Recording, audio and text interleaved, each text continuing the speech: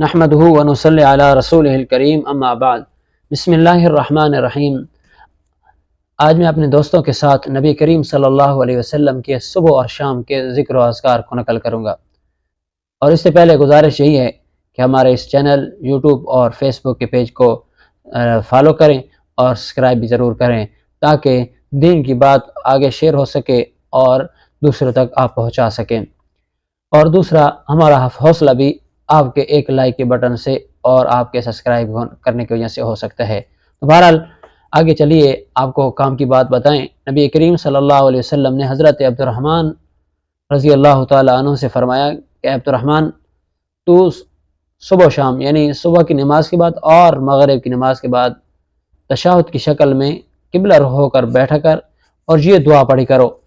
تو پھر اللہ رب العالمین تمہارے لیے بہت انعامات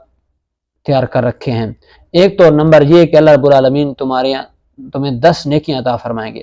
اور نمبر 2 کہ تمہارے 10 گناہ معاف ہو جائیں گے، اور نمبر 3 جنت کے اندر تمہارا اعمال کے حساب سے 10 درجات بلند ہو جائیں گے، اور نمبر 4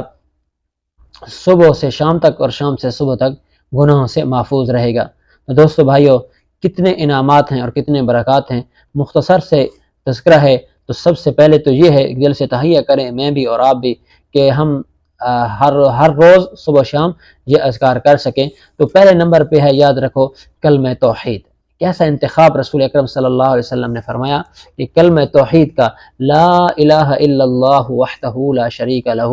لہ الملک ولہ الحمد یحیی ویمیت وہو علی کل شیء قدیر۔ تو کیسا اللہ کے رسول صلی اللہ علیہ وسلم نے انتخاب فرمایا کہ سب سے پہلے انسان کے دل کے اندر صبح کے وقت اللہ کی توحید ہونی چاہیے، کبریائی اور بڑائی آئے گی اللہ کی، تو پھر انسان کے دل میں اللہ کا رعب آئے گا، تو اس کی وجہ سے گناہوں میں محفوظ رہے گا، گناہوں سے بچ سکے گا۔ اور اسی طریقے سے دوسرے نمبر پہ شرک و کفر سے محفوظ رہے گا، تو اللہ اپنی رحمت سے اور گناہوں سے بھی محفوظ رکھیں گے۔ تو بہرحال لا الہ الا اللہ وحدہ لا شریک لہ، لہ الملک ولہ الحمد یحیی ویمیت وہو علی کل شیء قدیر، اس کلمہ توحید کو 10 مرتبہ پڑھنا ہے۔ اور دوسری حدیث حضرت عثمان رضی اللہ تعالیٰ عنہ سے کہ رسول اکرم صلی اللہ علیہ وسلم نے فرمایا کہ جو شخص صبح و شام 3 مرتبہ یہ دعائیں پڑھ لیتا ہے، تو اللہ رب العالمین اسے ہر قسم اور ہر کسی چیز کے نقصان سے اللہ اسے محفوظ فرماتے ہیں۔ کتنی برکات ہیں دوستو بھائیو۔ تو یہ نبی کریم صلی اللہ علیہ وسلم کیا منور اور روشن اسوہ حسنہ ہے، اور ان کی زندگی اور سیرت کا طریقہ ہے جو امت کو اللہ کے رسول صلی اللہ علیہ وسلم نے دیا۔ تو اس میں یہ ہے، فرمایا بسم اللہ الذی لا یضر مع اسمہ شیء فی الارض ولا فی السماء وهو السمیع العلیم۔ کیا ہے؟ بسم اللہ الذی لا یضر مع اسمہ شیء فی الارض ولا فی السماء وهو السمیع العلیم۔